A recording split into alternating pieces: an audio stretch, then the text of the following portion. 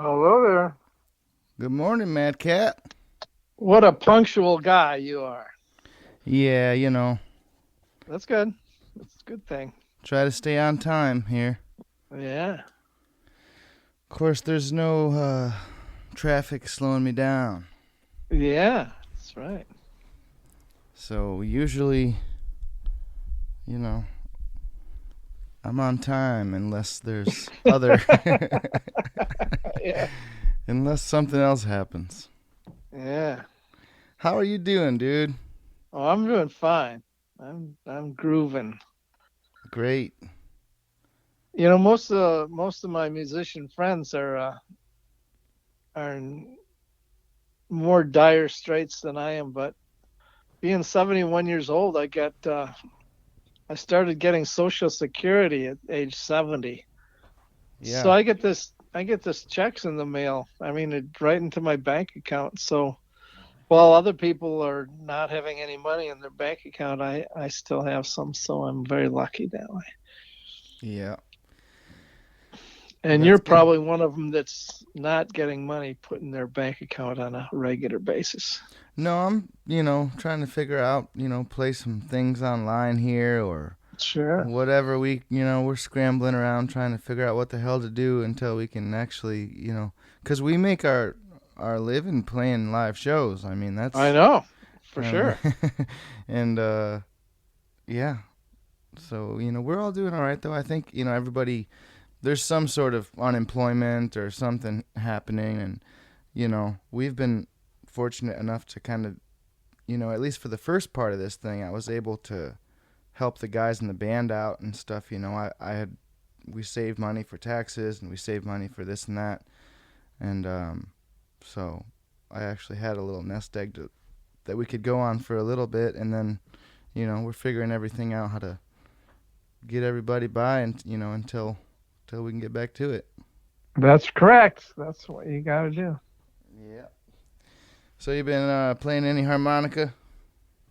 Yeah, I've been doing some. I did a few shows online. I've been doing some recording in my home studio and just this and that. Not playing live, but playing live here.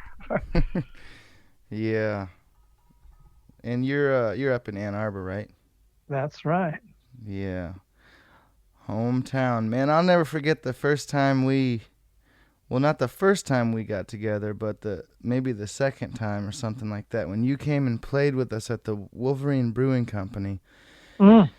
And it was just this amazing thing cuz like you've become a friend of mine over the years, but especially back then, you were like and you still are. You're a legendary guy. Uh, but back then I was even younger and more eager and impressionable and all sorts of things, you know. But I remember we were playing there and it was just a blizzard storm, and I'm like, hey, you want to come play some tunes with us? And you're like, sure. So I'm outside, like, smoking a joint or something, and here you come. Here, I mean, I thought it was like some homeless person walking up the alley or something, and all these like big old boots and big winter coat and big winter hat. And then you look up at me and I'm like, holy shit, that's Madcat. Yeah. I mean, just trudging through the snow, come inside, peel off all them layers, and man, we just got down to it. It was some good stuff. And that was the first time I was so blown away with your ability to play like a bluegrass song on the harmonica and play the melody. Like Mm. you know, we were playing like Little Maggie or something, and Mm. and I'm just throwing all these notes out there, just diddle diddle diddle diddle diddle diddle. And when you took a break, you just played like the melody of like you were singing the words through your harmonica. It was just like fuck yeah. Yeah. Yeah, that's right. When I was 20, I probably would have played a lot of notes too, but melodies are important. Man, yeah. Well, that was a great time, and we've had a few since then. We just thanks for inviting me to your birthday party up there. And Oh man, that was a fun one. Yeah.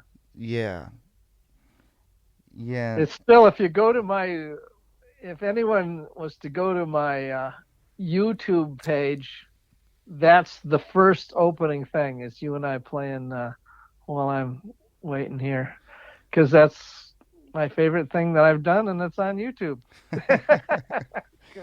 well, that was a great night. We celebrated Madcat's 70th birthday at the Ark in Ann Arbor, and just with a whole slew of guests, Howard Levy and you had Corky.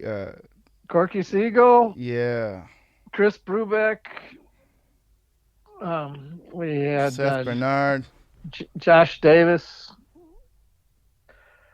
Rachel Davis, Dominic Davis, all the Davises, Sherry Kane, Dick Siegel. And these are people that friends of yours that you've made, throughout your lifetime playing music and stuff. And it was just an amazing night. Like I got to meet quite a few of your friends that I had never met that night, like Howard and Corky and stuff. And gosh, I mean, just what phenomenal musicians you surround yourself with, sir. Yes, well, it's fun. I've been doing this a long time and trying to play with the best if I can. Yeah, well, it certainly seems that The, way. the one guy I was hoping would make it to my birthday, but he couldn't make it, was Sugar Blue, amazing harmonica player, but Hmm. he had a good excuse. He was in China. Right on. So I mean, gosh, it goes back, I know, but when did you pick up the harmonica? I mean, was it something that your parents inspired, or you come from a musical family? I don't know if I've ever really sat down and talked to you about that. I remember you telling me that you used to live in Chicago near the railroad track. That's true. Well, when I was, well, I'll go way back. My dad played harmonica, but he played about 10 minutes a year. so, it's not like he was, playing a lot, but he played harmonica. So the first harmonica I knew about was him playing, just little folk songs and stuff. When I was 15 years old, so that was 1964, I was listening to the radio in Chicago, and I heard Sonny Terry and Brownie McGee on the radio, and it just completely knocked me out. I said, whoa, what is that? I'd already been playing guitar for a while, but when I heard that harmonica and guitar together, I said, oh man, I'm going to have to learn how to play harmonica. So I went out and bought a record. It was called Folk Music in Newport 1959 was the name of the record, because it was recorded in 1959. I bought it in 1964. But on that record, Brownie McGee and Sonny Terry had two cuts on this collection. And I said, oh man, I'm going to have to learn how to do that. And so I said, well, I know where my dad keeps his harmonica. So I went up and got his harmonica, and I came down and I played along with the record. And on one track, it sounded completely awful. I didn't know about keys or anything, and harmonicas come in keys. And so on one song, it didn't sound good at all. But on the other song, if I just inhaled and exhaled, it fit. It was in because this was a Marine Band B flat harmonica, and on this one cut, that's what Sonny Terry was playing, a Marine Band B flat harmonica. So as I huffed and puffed along, at least it was in the right key, and so I thought, oh, I can do this. Right? Because it sounds good. And then I practiced for another 56 years, and that's where I am today. Man, There's this great story that I heard. I don't know if I've ever told you about this or talked to you about it, but Doc Watson, was an excellent harmonica player. Oh yeah, I've heard him play. Yeah, Man, he great. there's a great cut. There's the album Home Again, I think the album is called, and he plays. I think it's called Mama Blues, Huh. where and it's he's like just playing this amazing harmonica stuff, and then he's like, "What on earth do you want, son?" And he makes the harmonica say, "I want my mama." Sure. I've heard that. Yeah, it's great stuff. Yeah, but that stuff is great. And there's this story that I read. I don't know, maybe in this biography book that it was a Doc Watson biography written by this fellow named Kent Gustafson. I think he did a fabulous job. And it's a story about Doc Watson, and he used to his I think his first instrument may have been a harmonica, that he got from his dad or something.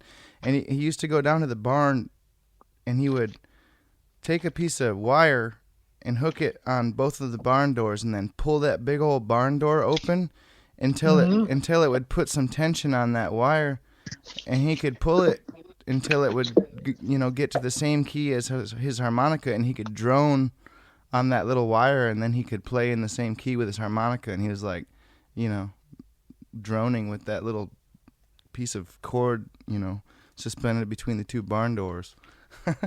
Yeah, very Interesting cool. stuff. Man, I I played a little bit of harmonica, like I tried to emulate some of that Doc Watson stuff, but it's hard for me to figure out. Maybe I didn't have the right harmonica, the right key. Yeah, well, that's important. So what? Let's say I was playing an A, and I wanted the cool notes to be where I inhale. What harmonica would I need? You'd get a D harmonica. A D harmonica. All right. Because I can get the only notes I can bend are like those ones, like the inhale. Uh, I don't even, I don't know how to explain. Sure. Well, I know what you're talking about. Yeah, that stuff's. I mean, how do you actually bend the notes when you're blowing? Do you bend them when you're blowing at all? Only at the top end of the harmonica. Oh, okay. So Uh, so it at the top end, it actually like it will do that. yeah, you can, and you can't bend the draw notes at the top end of the harmonica. You only. So it's a very strange little instrument, but that's how it works. Man. Well, yeah, I remember, watching some of your instructional videos that you made, and a lot of really good stuff in there. All right, very good. Yeah, So man. you were asking about my family and music, and other than my dad playing, 10 minutes a year, no one in my family played any music at all. Oh, wow. No one played anything. And I found out later that my dad had a cousin that played trumpet, but I never met this cousin. So no one on either side of my family for a couple of generations played any music. And well, some of my friends, like, Chris Brubeck, grew up in a music, just surrounded by music all the time, Mm-hmm. but but I don't know. I kind of came out of nowhere and just loved music from when I was a little kid. And I first started playing ukulele when I was 11. And I started playing guitar when I was about 12, Hmm. and harmonica when I was, what, 15. And then I just, when I was supposed to be studying in high school, I was just playing music all the time. Yeah. I know how that goes. Yeah, but it turned out okay because I've pretty much made a living at playing music since 1970. So that's a good thing. Yeah, absolutely. And that little harmonica has brought you many places. Oh yeah, all over the world, right? Yeah, man. Um, so what was the you used to do a lot of gigs down in South America and stuff, and there was sort of a scene down there. I There remember. sure was. Yeah, I first went down to Brazil. I've only played in South America. The only country I've played in is Brazil, but I've been there. I think 13 tours. Oh wow. Uh, I first went there. I had a duo called Madcat and Kane with Sherry Kane on guitar, me on harmonica, Yeah. and there was a promoter from Chicago named Marty Salzman uh, who organized a blues festival in Brazil. And he hired Sherry and I to go to Brazil and play this blues festival. So we went and did it, and it was great. And then, and I met some harmonica players down there at that first festival. I don't know, that was 1994 or something like that.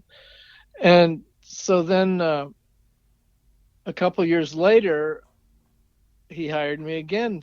We hired Sherry and I again to go down to Brazil. And so I contacted my harmonica playing buddies down there and said I'm coming back, you know, come check it out.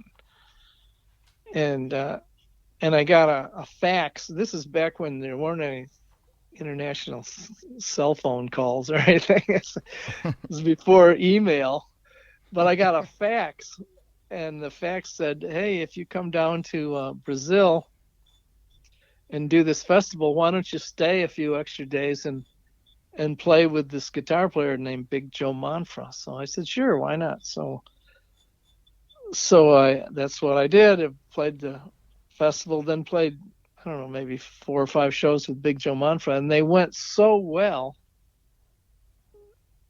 And Big Joe Manfra and his band just really had been studying Chicago blues. They were really good at playing it. And then when I plugged in with them, you know, it's just I was the lead singer and the harp player, and it worked out great. So after that, Big Joe Manfra organized and hired me to come down for another 12 tours. And he still wants me to come back, but the economy down there is in such bad shape uh, that he can't afford to have me anymore. Not that I charged a lot, but Yeah. he can't afford the airfare to get me there. Yeah. So anyway, that's what's up with Brazil. But it was fun. I had a great time. Hell yeah, man. I listened to a little bit of Choro, and Oh yeah, great man, stuff. it's so amazing. I mean, it it makes me feel things like when I listen to bluegrass and stuff, like emotional things, Oh like yeah, yeah, it's just such beautiful music that it makes me, sometimes, and these are just instrumental tunes that I'm hearing, but they're so the chords are so dense and the melodies are so beautiful and there's so much going on that it just like brings tears to my eyes. yeah. I'll send you this record that I really really like with this well, there's this guy Dudu Maya, and he played with I think it was a trio, and yeah, I'll send you that stuff. It's a great record that you got here. Excellent. Well, the amazing thing about Brazilian music and why Brazilians love blues so much and why we can dig Brazilian music so much is it's really kind of coming from the same place. Our music, American music, country music, blues, everything is kind of this combination of European music and African music. And Hmm. all the Brazilian music is also a combination of European music and African music, and it just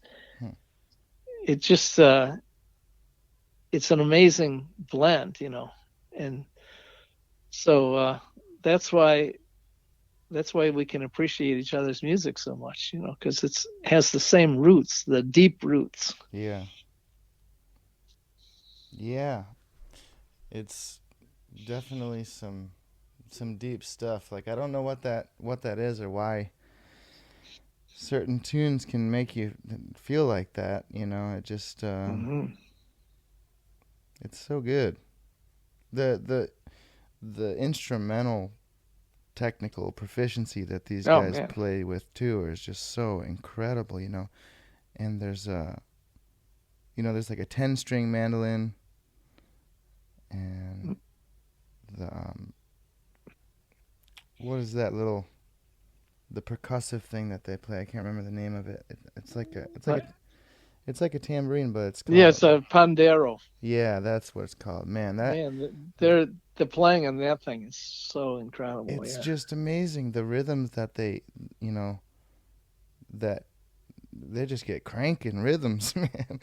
Yeah. And then the 8-string guitar with the big low strings and that Yeah. holding the bass notes down and stuff. It's just such an interesting thing. I would love to be able to spend some time down there and try to learn even just a little bit of that stuff. Man, it's just so great. Yeah, for sure. Well, we'll have to swap some tunes. I'll send you some of my Brazilian favorites, and you can send me some too. Yeah, let's do that. Absolutely. Yeah, Yeah, man. so now that I'm hanging out, I've been doing some recording at home, and I don't know if you've heard my song, "The Pandemic Boogie," yet, but No, I haven't heard that yet. well, then I put a YouTube video up, so you can tell all the people listening that that if they go to YouTube, write in "Pandemic Boogie" and Peter Madcat Ruth, they can hear the song. It's a fun one. It's a fun one. Yeah, I might even be able to play it on here. I could try to figure out how to just play it through because I've got you recording on this little board thing here. It's been all right, it's got me learning all sorts of stuff, how to record from home and microphones and cameras and SD Oh cards yeah, and all that, man. yeah. It's been a steep learning curve since March. Yeah, For a lot of people. yeah. Yeah. Well, man, I can't wait till we can get together and play some music again. Well, it'll happen eventually, that's for sure. And yeah, it'll be a grand reunion. Hell yeah, man. Well, listen, man, I won't keep you, and I appreciate you taking the time to talk for a bit, and can't wait to pick with you again. For sure. Now, tell me about these podcasts. Where do you post them someplace? Yeah, they're kind of probably anywhere you get any podcast, I reckon. Uh, my manager and stuff is taking care of all that, but if you look at our social stuff, you'll see it on there. It's Okay, cool. Yeah, they're just phone calls, just like this one, just kind of calling and catching up with folks. And I figured I would give you a call because I haven't seen you since probably your birthday. I guess that's right. And by the way, on your fan page, I put something up just the other day of you playing electric guitar. I don't know if you ever see your own fan page, but Uh, was that at your birthday thing? yeah, it was on the finale we did Oh This Little yeah, Light of Mine.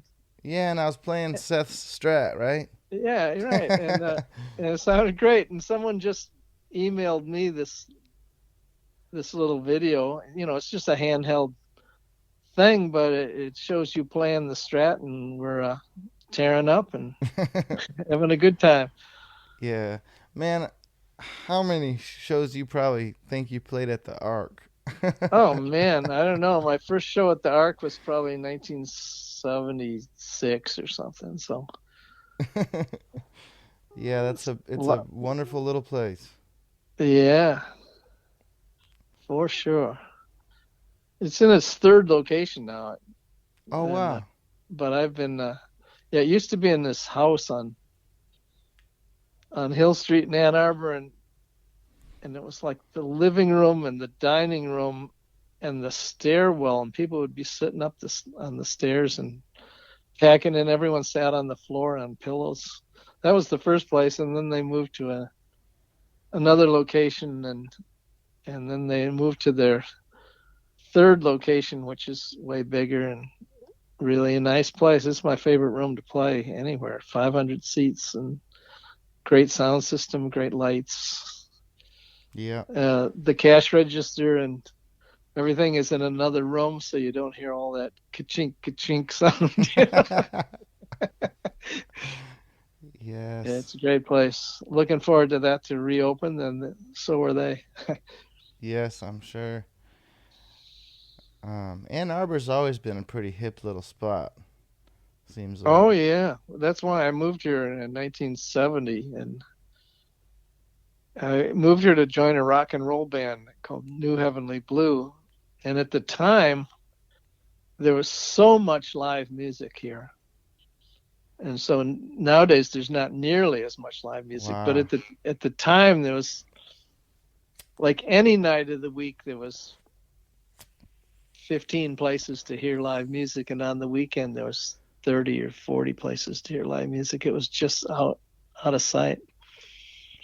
But Yeah. that was before before computers, that was before cable TV. I mean, your choice was to watch one of three TV stations or go bowling or go out and hear live music. That was entertainment. So Yeah. live music was happening. Yeah. No kidding. I'd take that over 3 channels of shitty TV. For sure. Well, now you have 100 channels of really shitty TV. Yep. And a lot of music channels too, and you can just go right on Spotify and you don't have to. It's just weird how.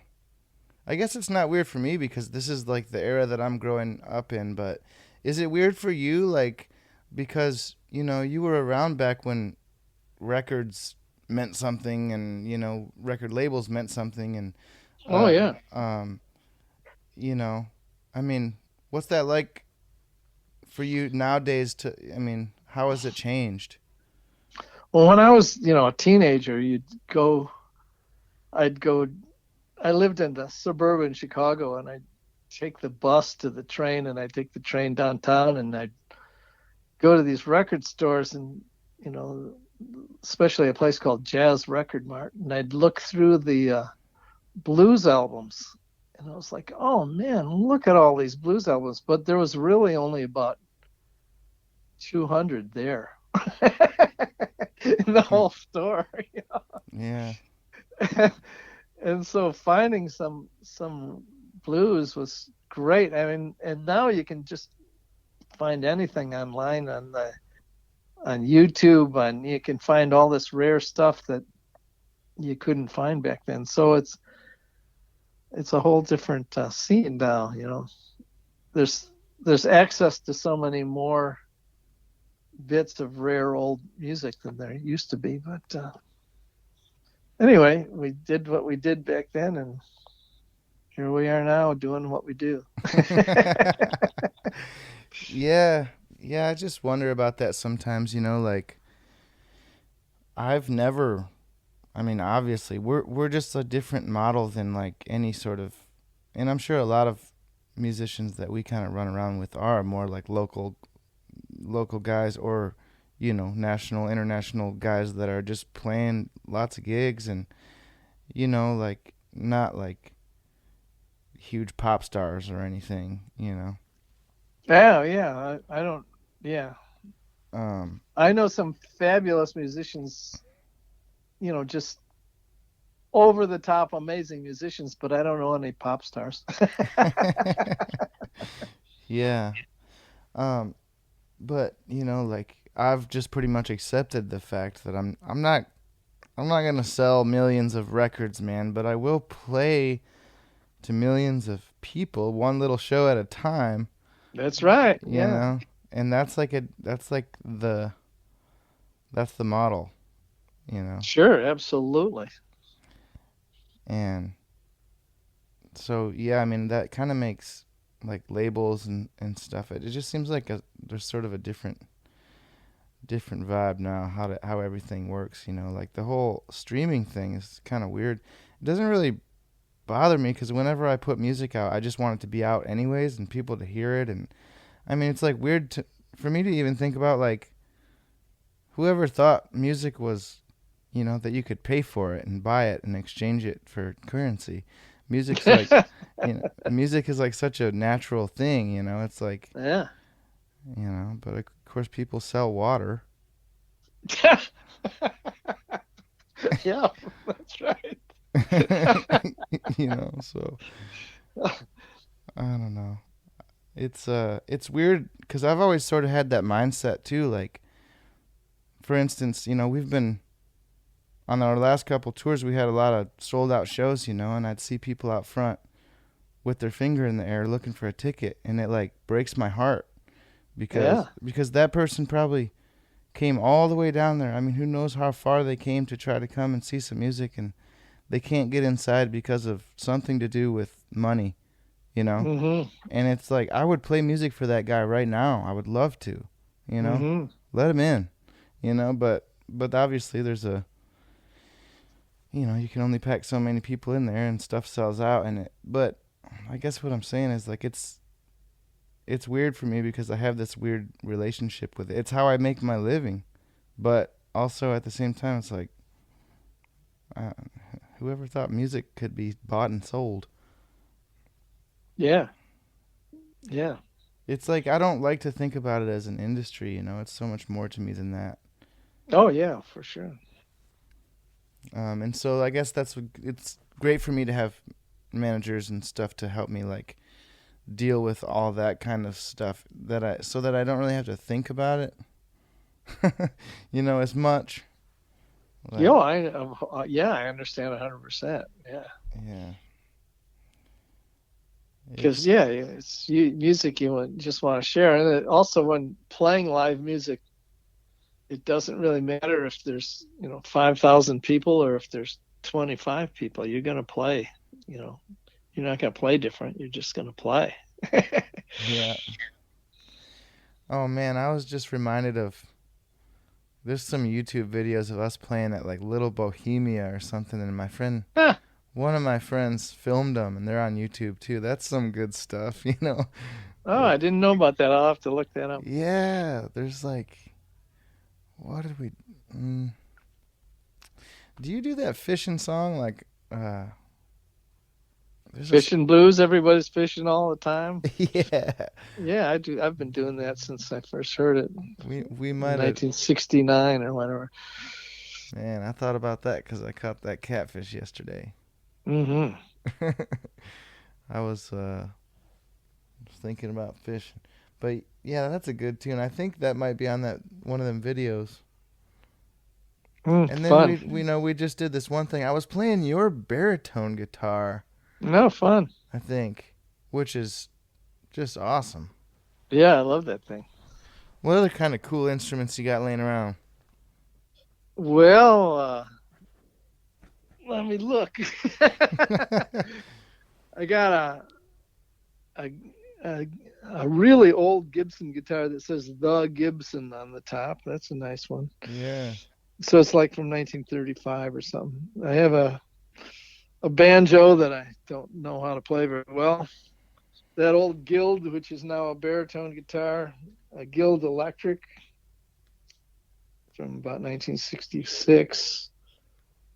A copy of an SG, which is a Korean-made copy, but it's really great guitar. Oh yeah. And my ukulele that looks like a Telecaster. Those are my main instruments, and Yeah. and a lot of harmonicas and a lot of jaw harps. Yeah, you got quite a collection of jaw harps that all different shapes and sizes and tones. Yeah, they come in one key, so you just have the one note.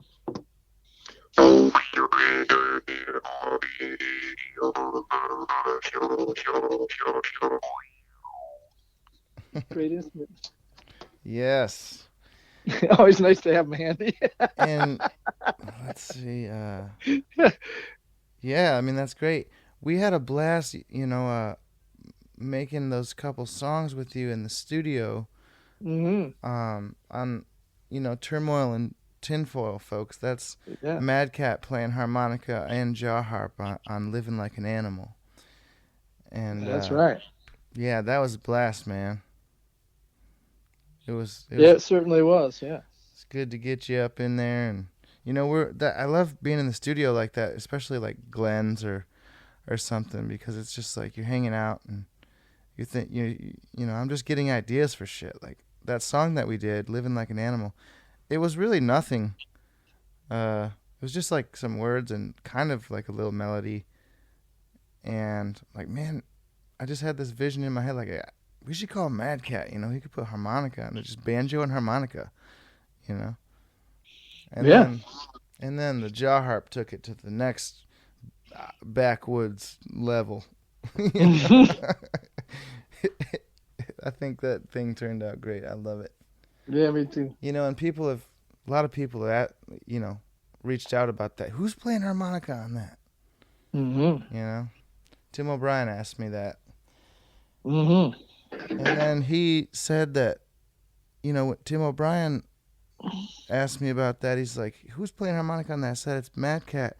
And then he's like, man, I saw him play when I was 15 years old. And with Brubeck, I think. Yeah. How about that? So I talked to Tim the other day for this podcast as well. He's a... Oh, nice. He's a sweet guy. Hell yeah, man. Well, if I come at, if I ever make it back up through there, I'll give you a shout and we can... Oh, of course you will. You better. Yes, sir. Well, love you, dude. Thanks for taking time to kick it and chat a bit and take... You bet. Take care of yourself. I know you will. That's the plan. Yep. And this will all... this most amazing situation will come to an end eventually, and I look forward to that. Absolutely. The clouds are going to roll away. Yeah. All right. All right, Madcat. Well, take care, brother, and I'll talk to you soon. Very good, sir. Adios. See ya. There you have it, friends. The one and only Peter Madcat Ruth. A great conversation with one of the nicest dudes in the business. Thanks to Madcat for picking up today. Yet another guy I hope Billy gets to team up with again real soon. Be sure to head over to madcatmusic.net to find out everything you need to know about Peter. That's madcatmusic.net. Do yourself a favor and visit his YouTube channel while you're at it. There's a great version of he and Billy playing While I'm Waiting Here with a full band from his birthday party a few years back. Just search Peter Madcat Ruth, one word. Peter Madcat Ruth, just one word, and you'll get where you need to go. Tune in next time when Billy gets on the line with our good bud and one of the best fiddlers to ever play, Michael Cleveland. Can't wait to hear what these two chat about. For now, take care of each other, take care of yourselves, and we'll be back real soon. Bye now.